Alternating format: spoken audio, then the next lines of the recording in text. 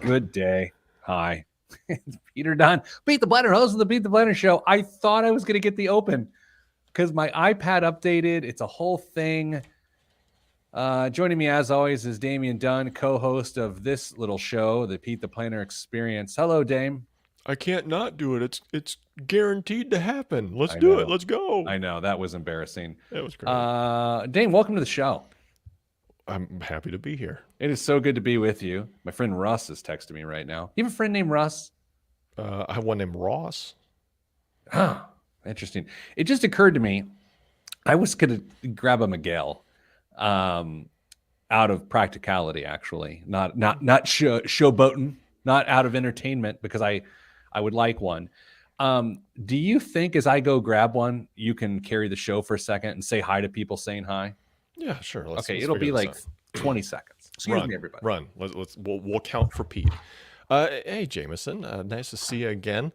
It's been a long week around the office. We've had some meetings, lots of meetings, and we got a lot of good work done. So what we are looking forward to today is doing the show. Wrapping the show up on a Friday is always fun, and getting to spend time with you and answering questions, assuming everybody sent them in. And by the way, you should send questions in. If you have been thinking about different stuff and you want us to answer questions, send them in. What's holding you back? Pete, I'm encouraging people to let us help us help you. Well, yeah, thanks for doing that. I did get Miguel. Thank you for that. You ruined the sound by saying something over it, which is really it was the all right, everybody. I don't have a busy day, Jameson, or at least if I do, I'm not telling you about it. How about that? We've gotten, so who was it first? Jeremiah was upset that I said I was busy too much, which I both am and slightly a joke.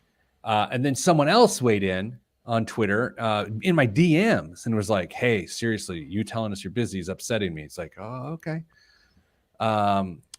Lil Spence. Oh, Lil Spence is back. Morning, fellas. I paid off my debt. Whoa. Starting in 2016. Feels great. Time to build up an emergency fund. Thanks for your content. Well, Spence, you know what? You're going to be feeling like Big Spence pretty soon. Little Spence 50. They might start calling you Big Sense. Dad jokes. Yeah. Dame, I took my daughter, who just turned 13, to the bank on Monday of this week to switch from the kids account to the teen account now. They have a teen account? So at Chase, where she banks, there's a teen account. You have to be 13, and it's an account. It's a checking account.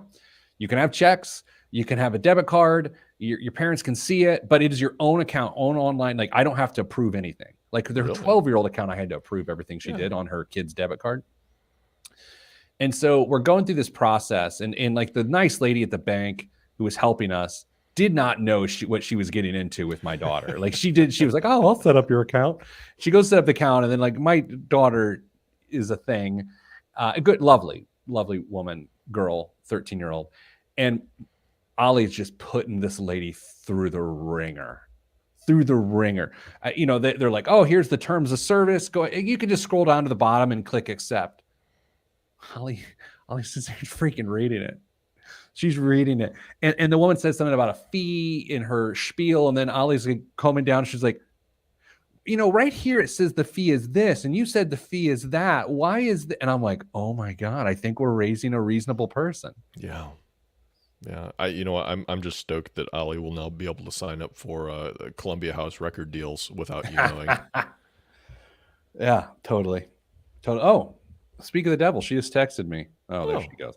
Everyone in the world is calling or texting me right now. I feel like, you ever have that where like you start getting all sorts of buzzes and you're like, yeah, is there a natural disaster? Like, what's happening? Is there a world event? Is it spring break week in central Indiana? No, she occasionally in a passing period or something will send the old man a text. Oh, how thoughtful. All right, I gotta quit looking at all this stuff. Okay, Dame, this week's show, we are talking a couple different things. Number one, we're gonna cover the worst ways to measure your financial health. And then we're going to talk about the best ways to measure your financial health. We're also going to talk about the newest proposal, which would wipe out student loan debt and extend student loan moratorium more on that. Biggest waste of money of the week in the news. I don't know if anybody else, maybe somebody in the comments can say something, but did Pete's sound just change to anybody else? Your sound just changed to me. Your sound just changed to me. How did my sound change? Now you're back.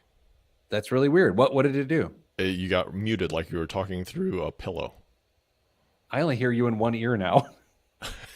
This is shaping up to be amazing. Maybe you both and I are having a medical event. It could be. Oh, no, Jameson's having it too then. Muddled. Oh, good Lord. It's fine now. To me, it's fine. Okay. It's better now. Oh my gosh. Who needs that? You know what I mean? I totally know what you mean. Yeah.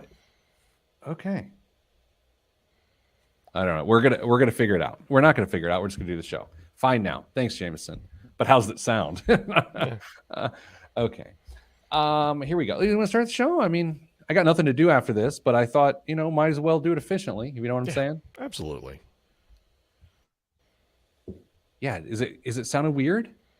No, it's good. Okay. You're in one ear. I don't know why you're in one ear. Is it worth noting that you messed with your settings before the show started today? Yes, but I fixed it. No. Sure you did. Okay. In 3, 2, 1. This week on the Pete the Planner Show, we answer your money questions. Here's how the show works. You email us, askpete@petetheplanner.com. That's askpete@petetheplanner.com. And if the sound of my voice is coming through well because the microphones are working and everything, we'll answer your question. If for some reason the sound is muddled all of a sudden because we're amateurs-ish, then you'll hear sort of a half-muddled answer. Joining me, as always, is Damian Dunn, Vice President of Advice at Your Moneyline. Hello, Dame. You sounded surprised when you said that. Oh, at your title? Yeah. How are you this week? I'm great. How are you? I'm good. Sometimes the how are yous, they're sort of just like compulsory, right? They're just like, I'll say, but you're fine. You and I got to see each other. We got to break bread this week with each other, which was sort of nice. It was a nice little reunion that we had. You ordered a cocktail that I've been talking you into, and it was like a big ordeal. So that was fun. Yeah, I still can't place it, but it was delicious. But I still can't figure it out. So a lot of people are interested in their financial health. So they take all sorts of online quizzes, and they self-evaluate their finances in peculiar ways. And Dame, today we're going to offer you the best way to do that. And I'm not kidding. And yes, I am completely biased, but what you need to know is, of course, I'm reading in the comments as we do this here right now that people can only hear us in one ear. So I'm so excited when this comes across the radio, across our affiliates, that people will hear us through one speaker right now. And so I'm pretty thrilled about that. Yeah, Dame, are you? It's going to be amazing. I'm sure that having the mono, the separate channels, maybe we're lucky and you'll just be on the left side and I'll be on the right. Alas. Let's continue the show. Dame, so we're going to tell people the absolute best way to measure their financial health. But let's start with the ways that stink. And I'm going to start with the most common way that people think they measure their financial health that I think is horrible. And that is credit scores. I think credit scores are borderline dangerous as to what they convince you of. In the same way that for some people, measuring your weight is a horrible measure of health. Meaning low weight means you're healthy. Mm-hmm. High credit scores means you are financially healthy. That's the extension there. I think credit scores are dangerous. Dame, do you share that belief? I assume you do. I do. I think a lot of people lean on credit scores for, as you said, an overall picture of their health, and that's just not the case.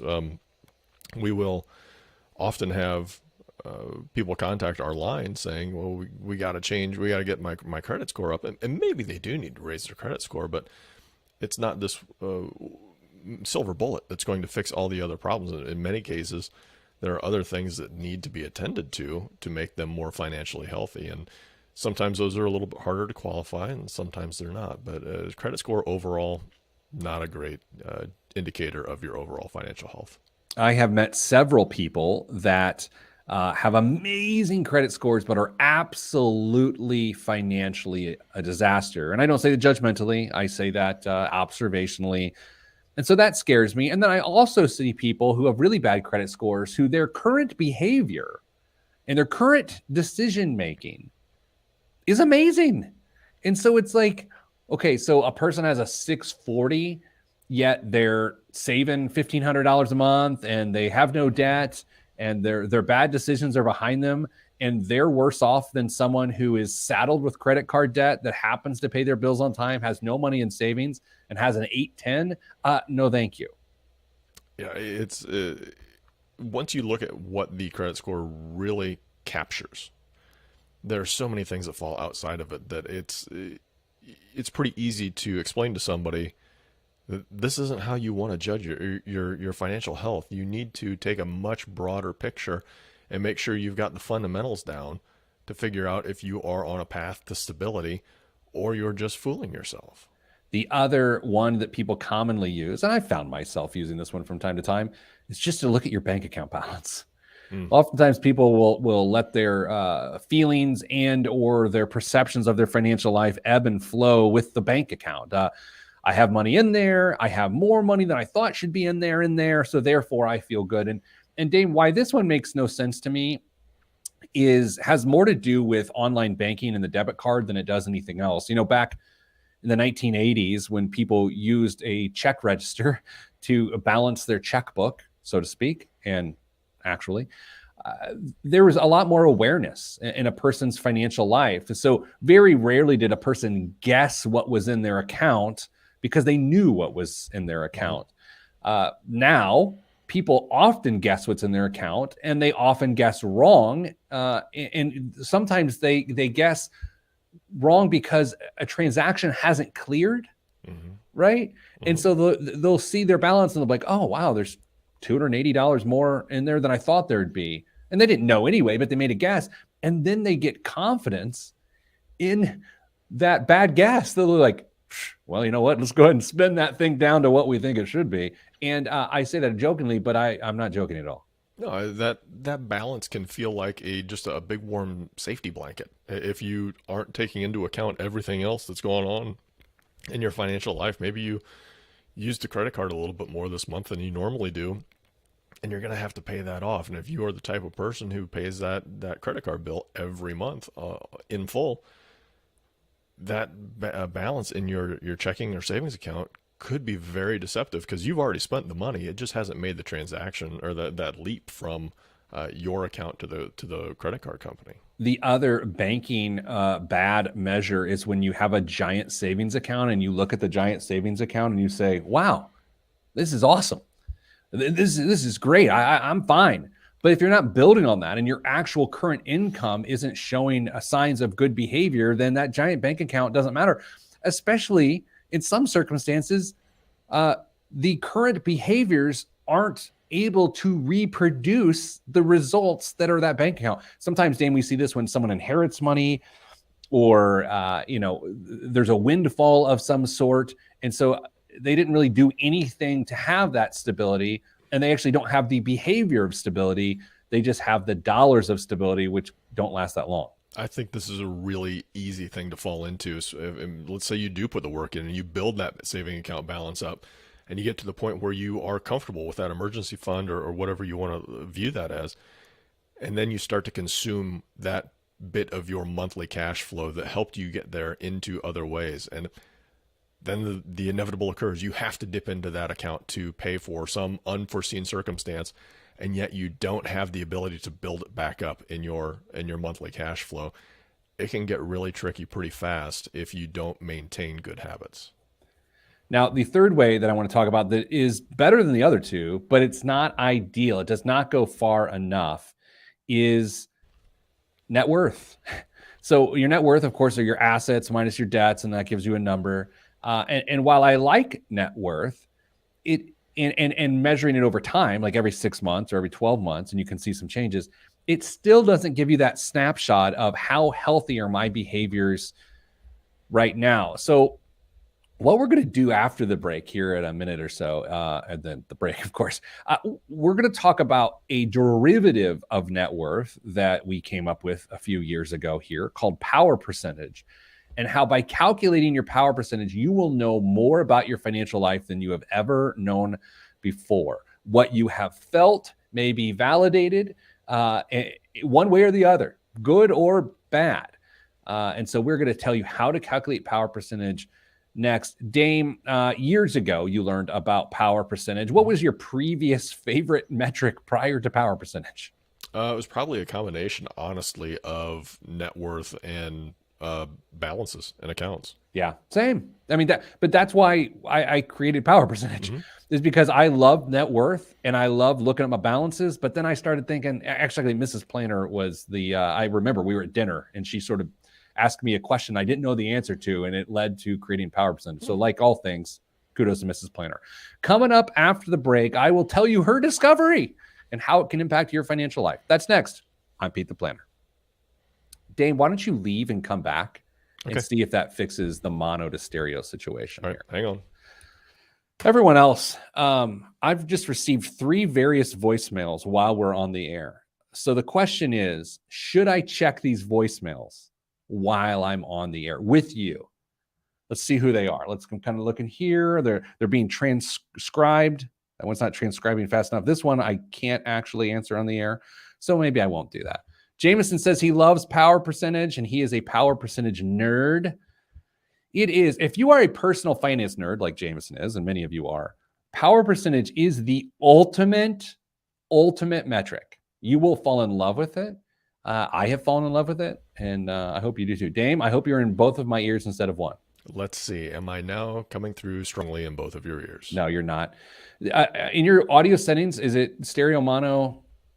How about on your interface there? No, interface has nothing like that. And all right, let's check that one. There you go. Yeah, you're in both my ears now. Okay, here we go. What do you do?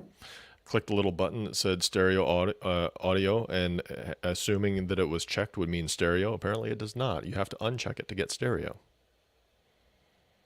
I don't even know what's happening anymore. I don't either.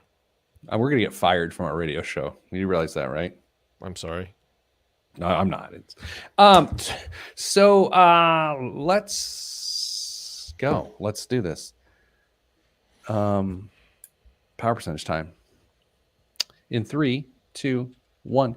Back on the Pete the Planner Show. Dame, it's Power Percentage Day, where we talk about our favorite metric that helps a person understand how a person is doing financially. So it's with that it's time to explain how power percentage works. What we're about to do is we're about to give you a list of very healthy financial activities.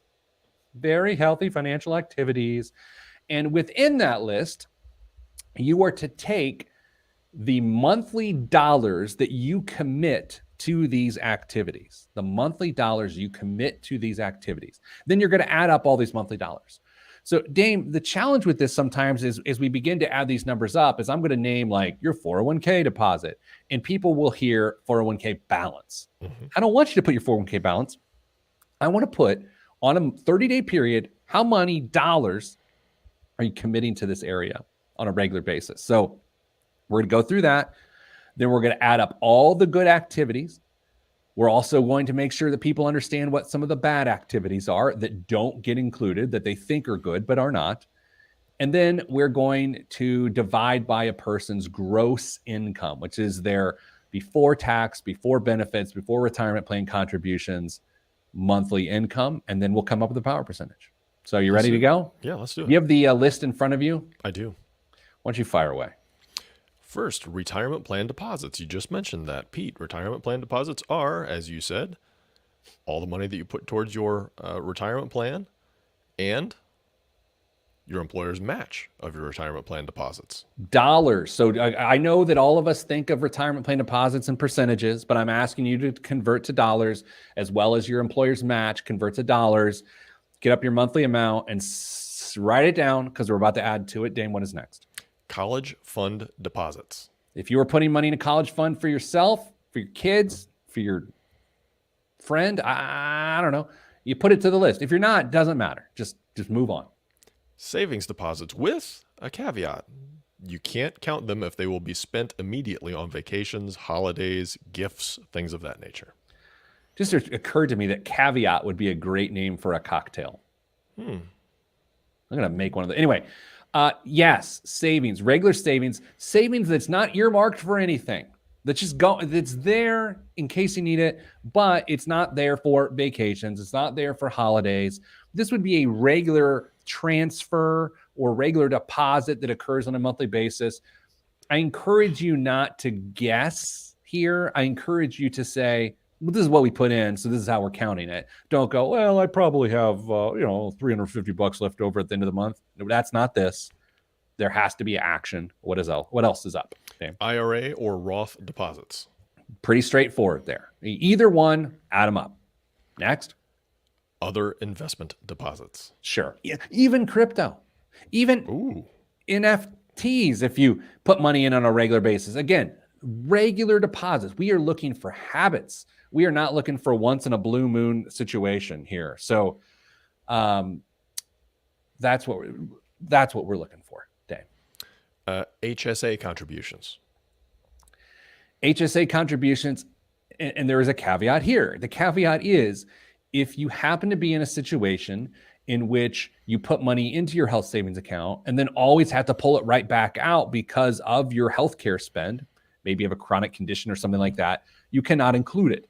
However, if you don't have regular healthcare expenses that you know are coming and you do contribute to HSA on a regular basis, you get to conclude those deposits. And by the way, if you make like a $6,000 deposit at the end of the year, you can go ahead and divide that out to $500 a month. Any of these, including the IRA deposits, if you make a big chunk, just divide it out into 12 to give you your monthly amount. Mortgage principal payments, principal only. Yeah. So this messes people up a little bit here. You know, when you make your mortgage payment, some of that payment goes to repay the loan, but a lot of that payment goes to interest expenses as well as other fees and taxes and insurance. We are primarily interested in knowing any given month how much of your payment is being repaid, right? And so you probably need to go to your mortgage statement to find that out. Dame, at this point in time, I have a 10-year mortgage. My payments, the principal being paid is a vast majority of my payment. It is very lovely. Yeah, it's a fun little moment when you have that happen in your mortgage payment where you're making just tons of principal payments. Next is medical debt payments. Medical debt payments, plain and simple. If you, not the balance, but if you're making regular payments on medical debt, you get to include it. Credit card payments. Any credit card payment you can use, except if you're actively using the credit card. We are trying to show and highlight people who are paying down a balance as opposed to people who are carrying balances or using their credit cards for points or airline miles and things like that. So if you are use my credit card every month and then pay it off every month, you cannot include that credit card payment within Power Percentage. If you've just joined us on the radio and you're thinking, what are these people talking about? We are talking about a concept called Power Percentage, which helps measure how many of your dollars on a monthly basis go towards healthy financial activities. It is a metric called Power Percentage. We're in the midst of saying what is included in that. Dame, we have 3 minutes left to not only complete this list, but then to say what is not included and then do the calculation. Student loan payments. Any student loan payment, as long as it's not interest only, gets included in this calculation. Other debt payments in which you are making consistent monthly payments. There you go. Except car payments. Car payment, and this starts the list of things that are not included. Actually, we will do that after we also say life insurance premiums. There you go. Permanent life insurance premiums that are above the target premium. If you don't know what that means, it is likely that your life insurance premiums don't count. Do term life insurance payments count? They do not. Term life insurance premiums do not count towards this. I would also note that any car payment of any sort does not count towards this. Dame, what else does not count? Savings deposits allocated to vacation, holidays, or other purchases, as we said. Car vehicle payments, which we said. And interest payments of any kind do not count. Interest only loan payments. Yeah. Okay, now add up all the things that we say that count. Add them all up. All of them up. Then divide by your gross monthly income. You are going to get a percentage. And what we're about to tell you now is that percentage you got good or not? Plain and simple. if the percentage you came up with, if the good activities divided by your total gross income is less than 10%, Dane, what should a person take away from this exercise? There's some work to do. There's plenty of room for improvement.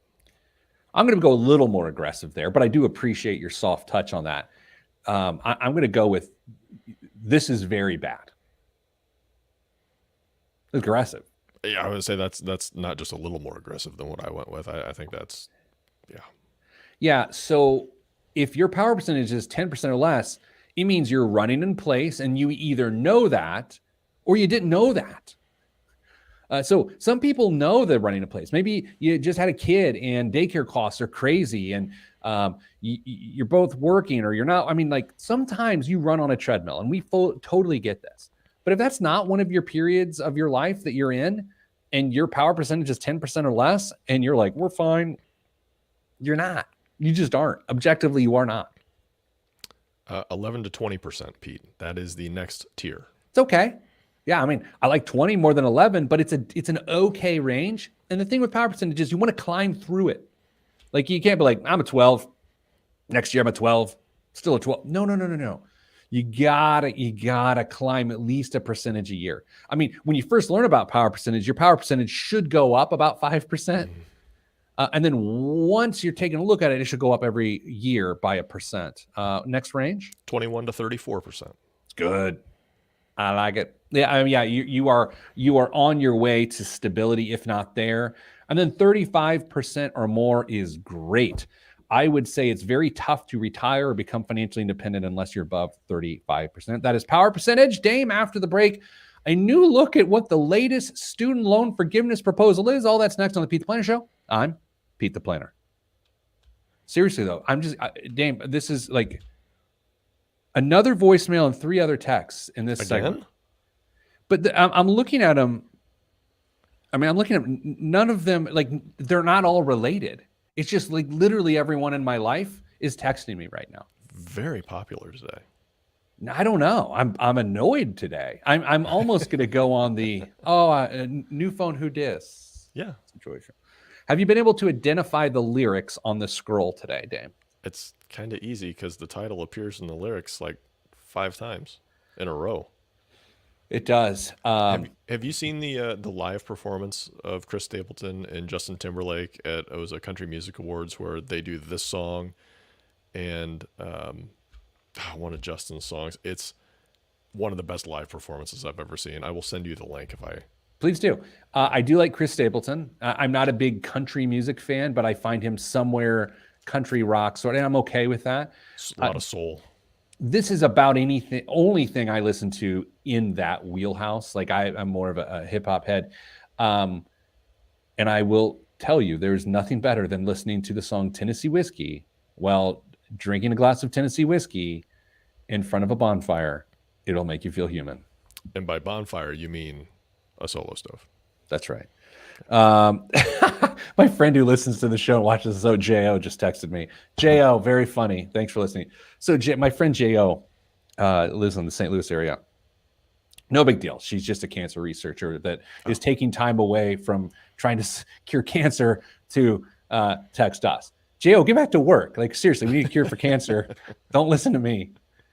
Oh, J.O.'s the best. All right. Can you imagine that? It's like, what do you do for a living? Oh, I'm curing cancer. That's who she is. But I'm taking a break by listening to two weirdos.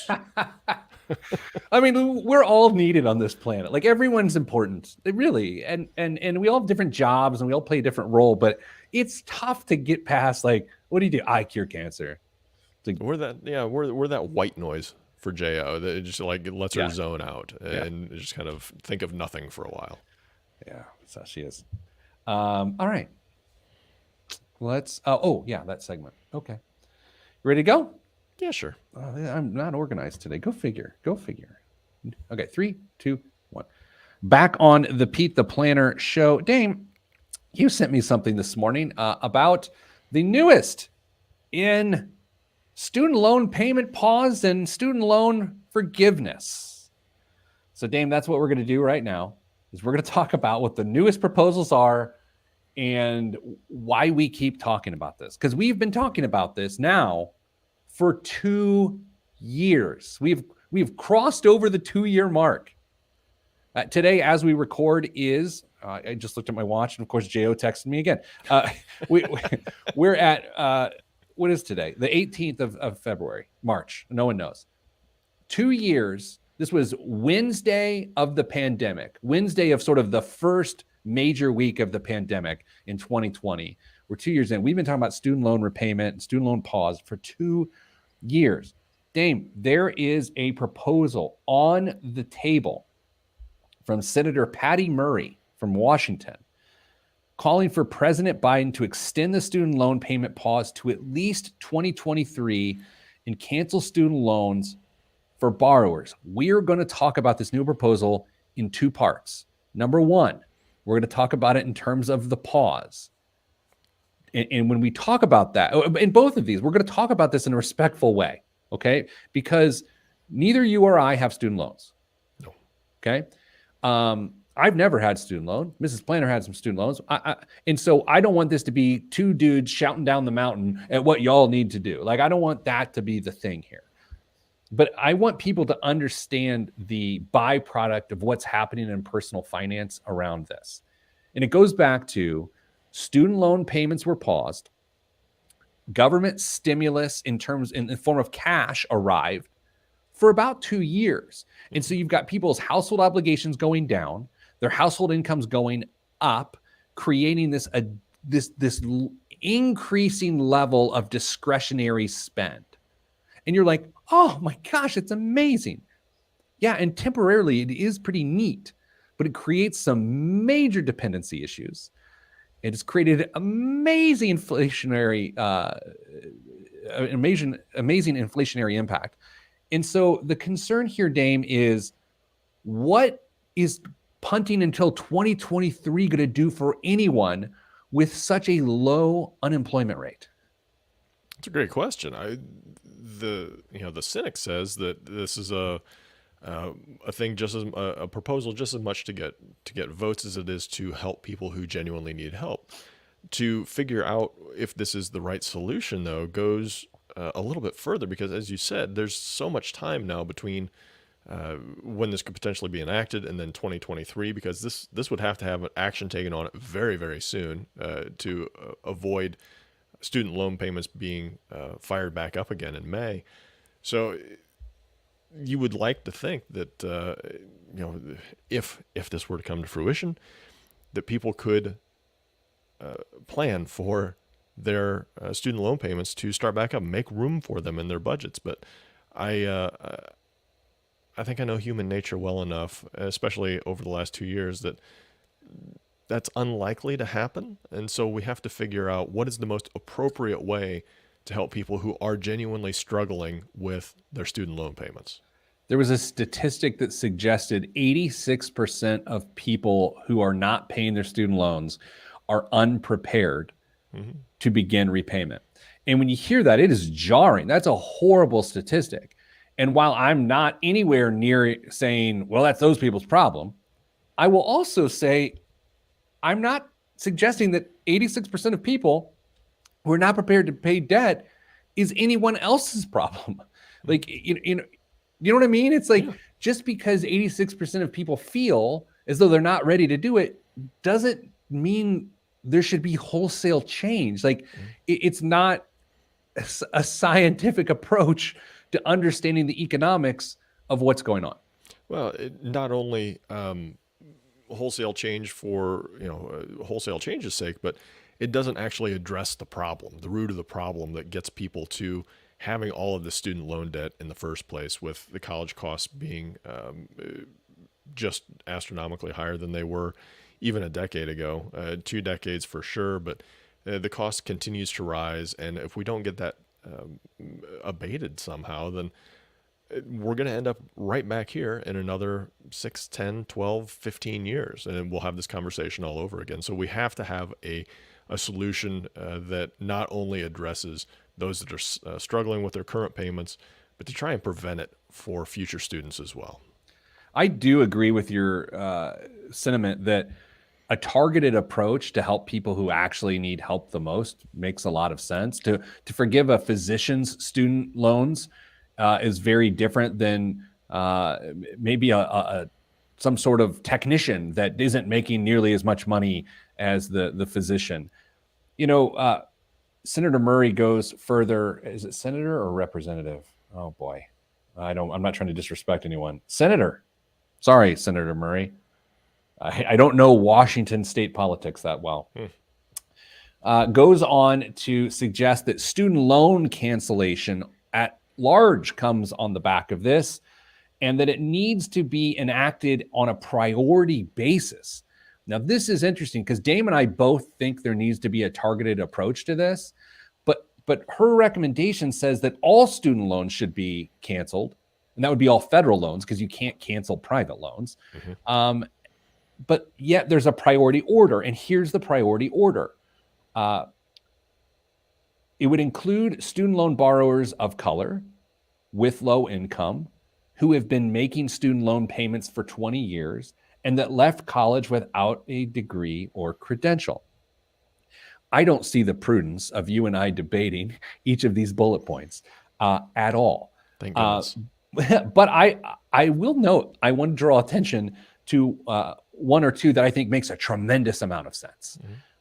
Those who've been making student loan payments for 20 years or more, I have to admit, let's do it today. Do it absolutely today, especially if the person is in good standing. Sure.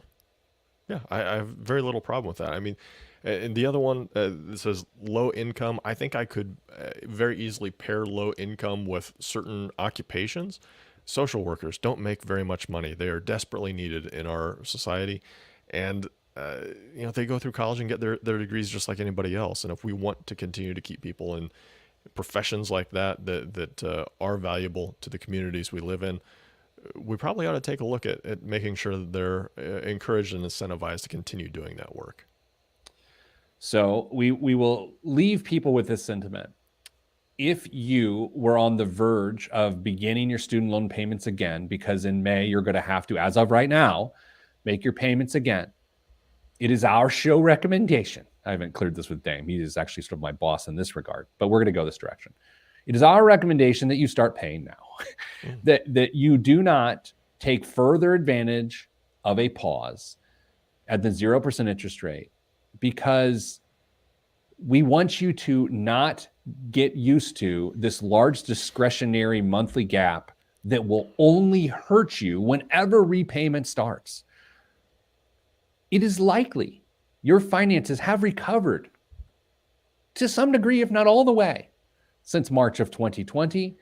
And while inflation arguably is kicking you in the face, and us too, it is the best practice to start paying back your student loans. And for those that say, you know what, I feel you, I appreciate you, or maybe I don't.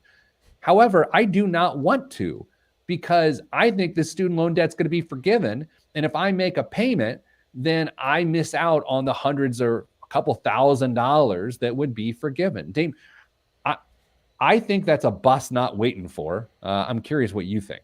Yeah, I don't think that's the best tactic in this case. The one exception to this proposal that I can come up with is if you are on track to have your loans forgiven through PSLF during that time period, then it might make sense to just sit back and let things play out. But otherwise, you got to start building those payments back into your monthly budget. Yeah, that's a very important distinction. If you work in public service, if you work for a charity, a 501c3, a school system, a nonprofit healthcare system, any of that, whole different set of rules because of the public service loan forgiveness program, Dame.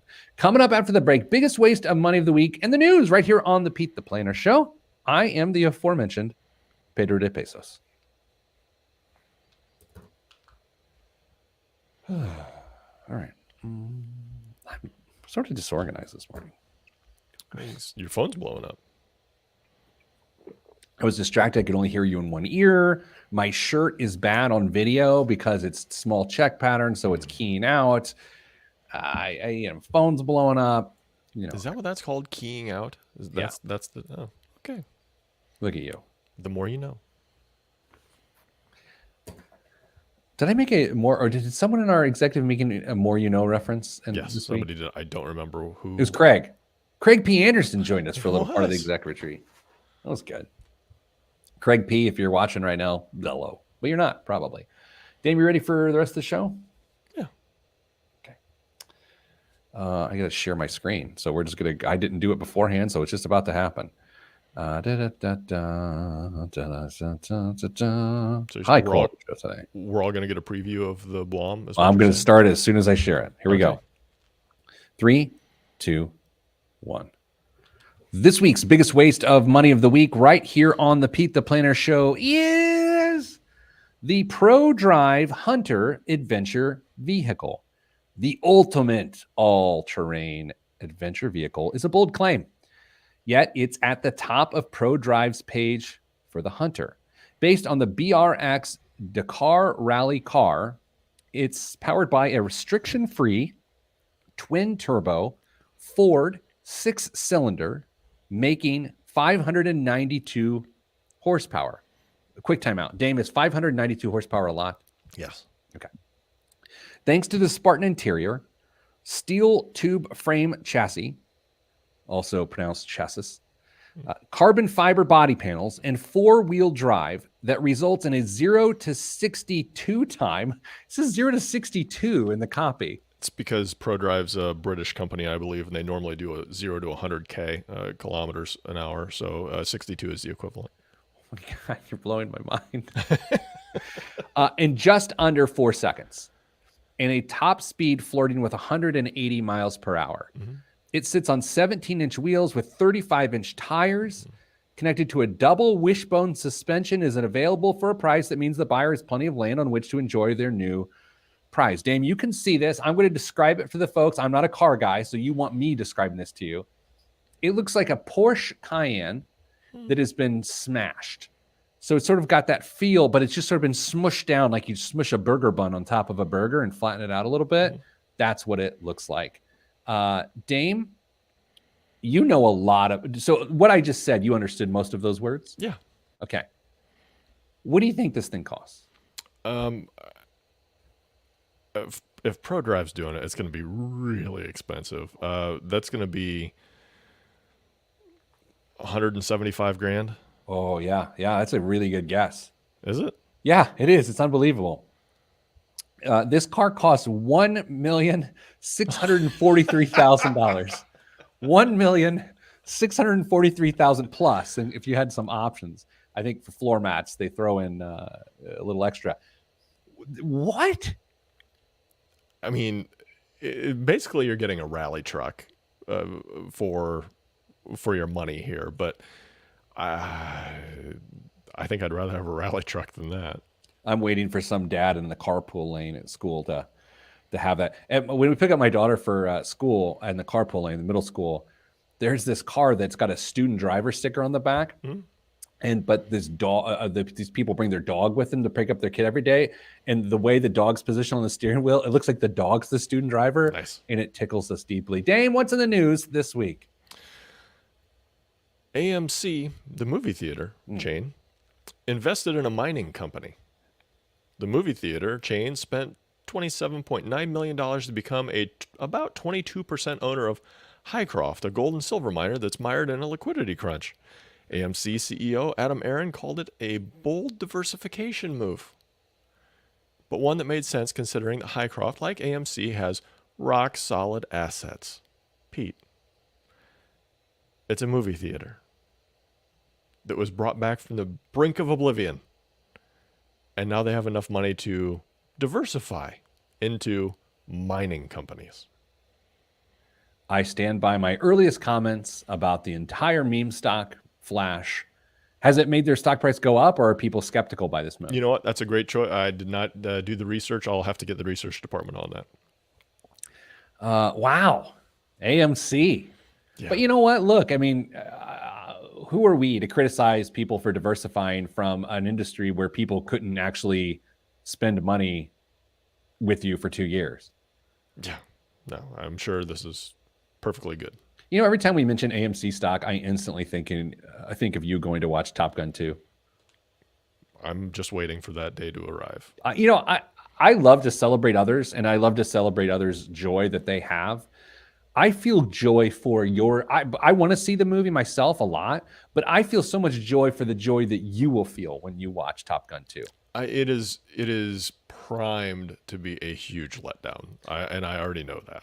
Rick Swink notes that at 10:44 a.m. Eastern Standard Time on March 18th, AMC stock is trading at $15.39, which means, damn, that is not taking a big bump off of the gold and silver news. No. All right, what else? If you make the federal minimum wage in the United States, you probably can't afford to live in any of its towns.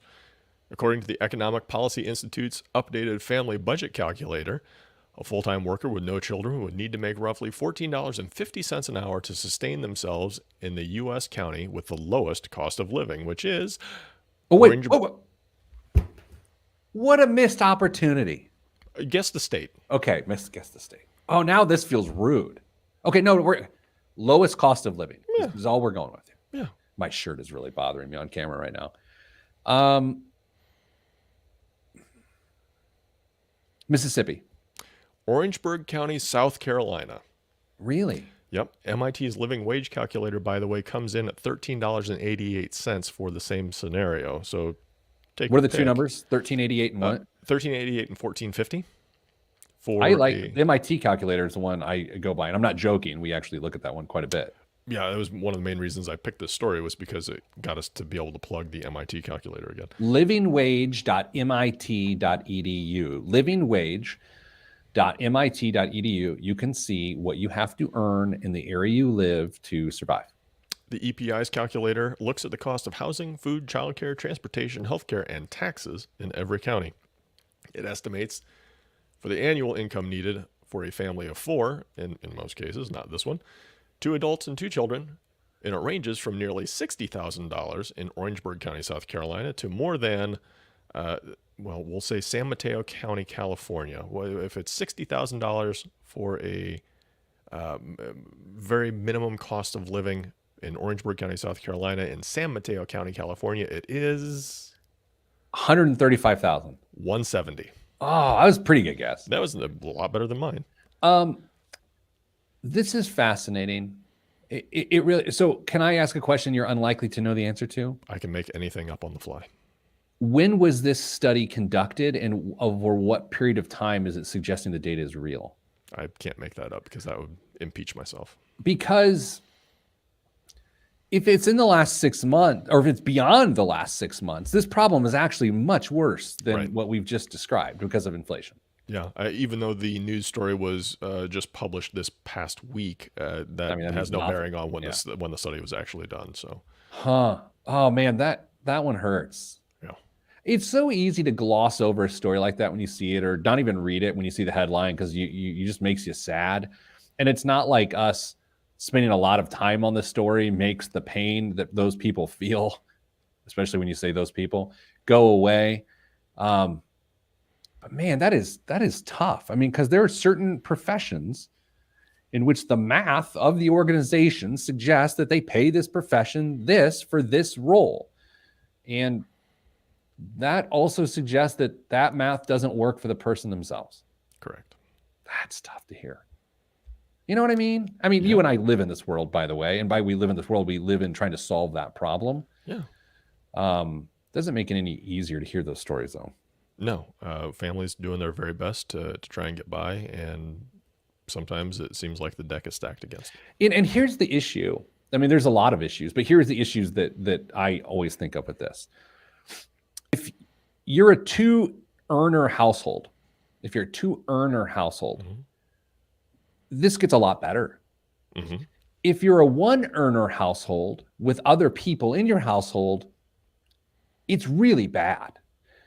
And if you're an earner with only kids in your household and not another adult in the household that could provide childcare, it's horrendous. Yeah. It's catastrophic. And that is what is so scary about this, is that, and I will just put it out there, this calculator tells us the cost of being a single mom is what it's saying, and how marginalized women with children are in our country. That's what this is about, and the focus should rely there. And I hate to tell you this, but we have to end the show on that note this week. But I want you to think about it because it's real. Hey, I'm sending you good vibes. Good vibes are all that's in the budget. I'm Pete the Planner. Dame, thanks for your help. This is the Pete the Planner show. God, we got to the more you know moment there ourselves. Yeah. It's true, though. It's entirely true. Look no further than that calculator to show you how marginalized women are in our country. If you've never spent time on either the MIT calculator or apparently this other calculator that's available through Economic Policy Institute, it can be very eye-opening. Just go kick around on it for a little while. It will be time well spent. All right, Damon. That's it. Everybody else, thanks for spending time with us this week. I'm going to sit here and drink my Miguel. And we'll see you next week. Dame, we are on next week, and then I think the next week, but then we're off the next week. That's way too much math for me to do. Okay, 2 more weeks of show and then a week off. Okay. I am on vacation. So I could do it from the beach, which could be fun, actually. What if I go on vacation with you and we just do it together remote? There will not be a show in 3 weeks. Oh. All right. So, Dame, goodbye. Everyone else, stay getting money.